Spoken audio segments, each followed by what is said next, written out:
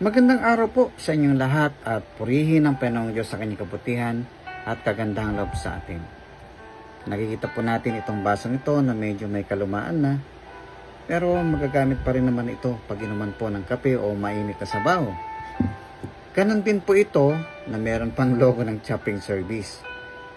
Parehong baso, pareho pang mapapakinabangan, pareho pang magagamit. So, ganun din po tayong mga tao at tayo po'y nilikha ng Diyos ayon po sa Isaiah, Kabanatang 64, talatang 8. Ngunit ngayon, O Panginoon, Ikaw ang aming Ama, kami ang malagkit na putik at Ikaw ay magpapalyok sa amin at kaming lahat ay gawa ng iyong kamay. Alam nyo, tayo po, lahat tayo, ano man ang trabaho natin, ano man ang profesyon natin, tayo ay nilikha ng Diyos purposely para magamit mightily. Kung sundalo ka, magpakahusay sa pagiging sundalo. Kung ikaw ay pulis, magpakahusay bilang isang pulis. Kung ikaw ay doktor, nurse, o iba pa mang profesyon, tayo pong lahat ay ginawa ng Diyos according to His will.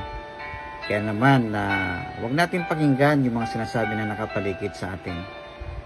Ang importante, andito tayo, nilikha tayo ng Diyos according to His will. Pagpalain kayo ng Panginoon. Amen.